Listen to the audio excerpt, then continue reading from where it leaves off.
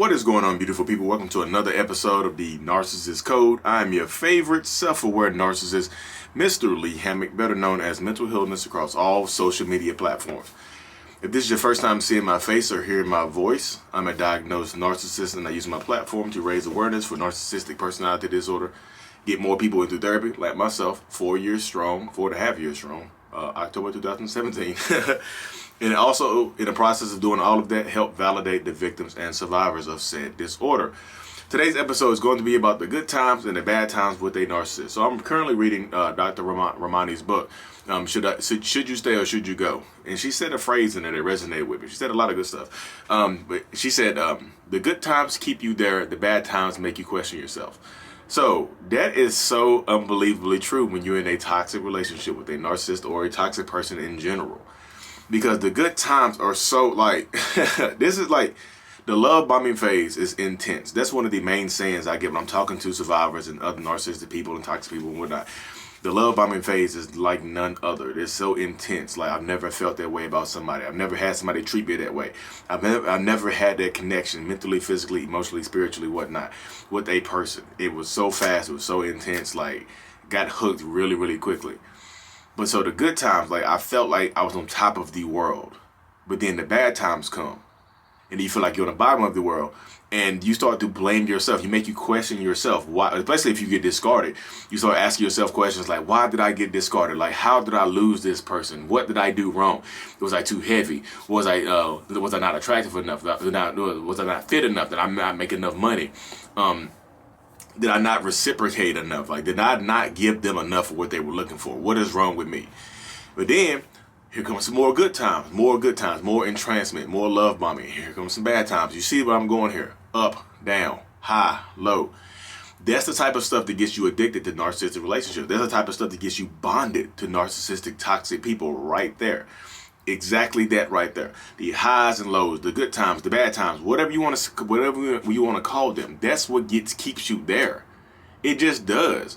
Because those bad times will have you questioning the hell out yourself. Because how could you go from getting treated so good, to being treated so terribly by the same person in such a short period of time sometimes? What did you do wrong? You must have done something wrong, right? Yeah, you could have done something wrong, but it doesn't have to do with you all the time. It can just be that you dealing with a narcissistic person who is always like, this is what I tell people, bear with me here. I told y'all before, I'm diagnosed with narcissistic personality disorder. But you hear this part right here, like, narcissists are pursuing happiness. Like, we are chasing happiness. I tell this to people all the time, that narcissistic people cannot be truly happy, which true happiness to me equals contentment, which equals joy. Can narcissists have bursts of happiness? Yes. That's why narcissistic people, we like love bombing people sometimes, because it feels good. It feels like we have that connection as well. But eventually that fades. And I know what you're going to ask. You're going to say, like, hey, Lee, how long does the love bombing phase last? It could be a week. It could be, there's no set timetable on when the love bombing can end, on how long the love bombing phase can last and things like that. There's no timetable. It can, like I said, it lasts as long as it lasts until that narcissistic person, whatever happens to them, happens to them. When the narcissistic person emotionally disconnects from you, that's when it ends. That's when the love bombing will never go back to how hot it was at the beginning. Because that's what you, the survivor, get stuck on. You get stuck on the hotness from the beginning.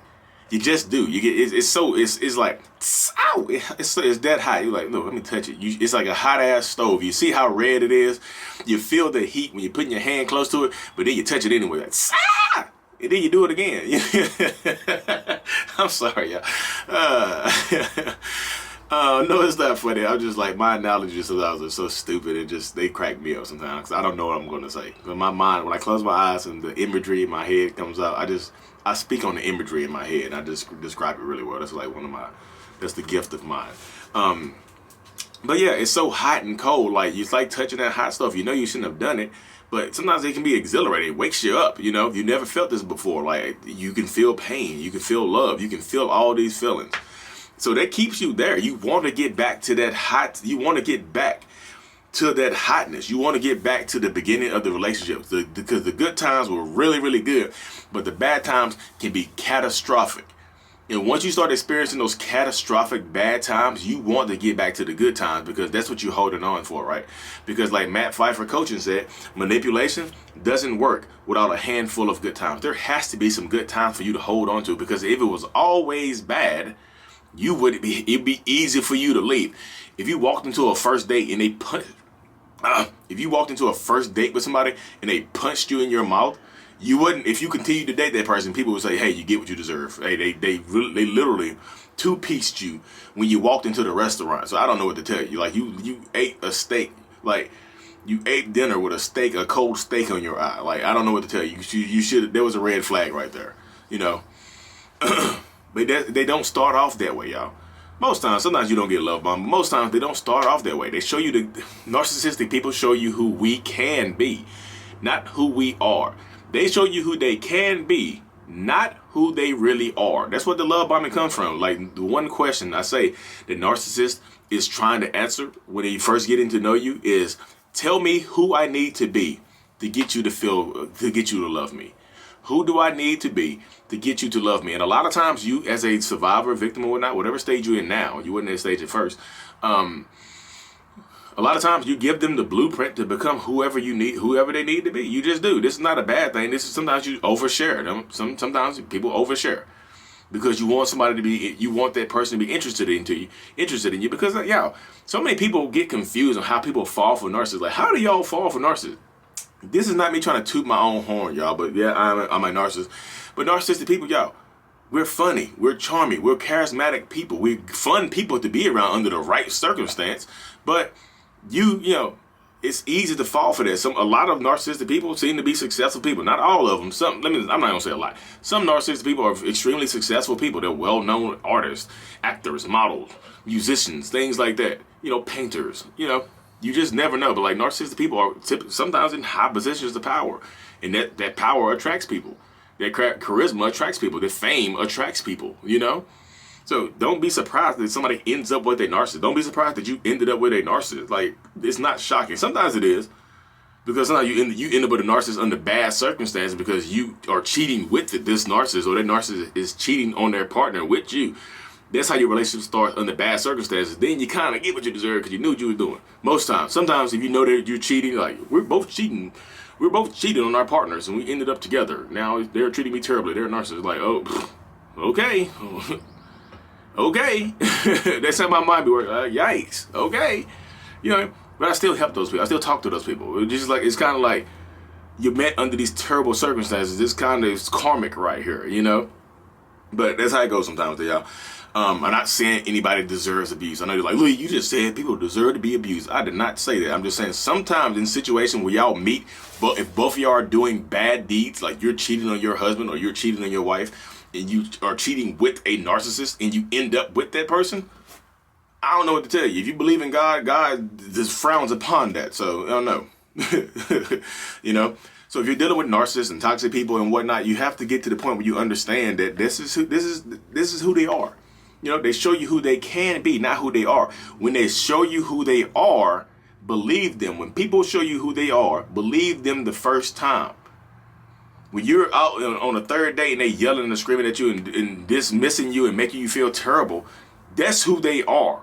Believe them right then and there. Don't just tell, oh, I had a bad day at work and things transpired and then I just said, I'm sorry I took it out on you. And y'all get that person a second chance, you end up marrying them, have a couple kids by them, and then the cycle still continues, y'all.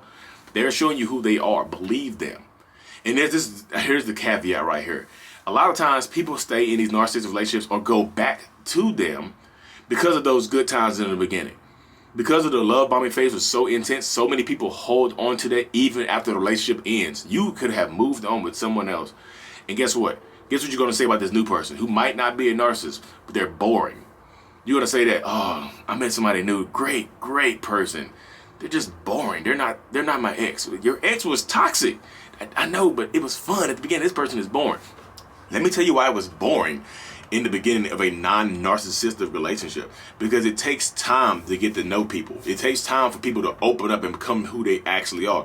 Narcissistic people are love bombing the steam off of you, so you're going to hit mile markers really quickly. You're going to hit relationship mile markers really quickly when you're in a relationship with a narcissist. You just are. So when you're moving super fast like that, you know, when you're moving super fast, it's going to be super fun at the beginning. So in a normal, non-narcissistic relationship, when the time is moving slowly, you know what I mean? When time is going slow, like when things are picking up to a steady pace, it's boring. You want to be there quick because guess what? You just got out of this toxic ass relationship where things are moving super fast. Where you just hurdle. You just speeding. You mean?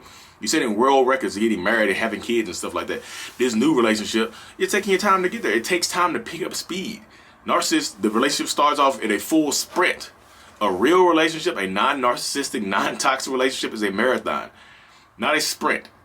You're running the 100, like narcissists are running the 100-meter dash. You are running a 5K with a real relationship. Slow down, take your time. You'll get there.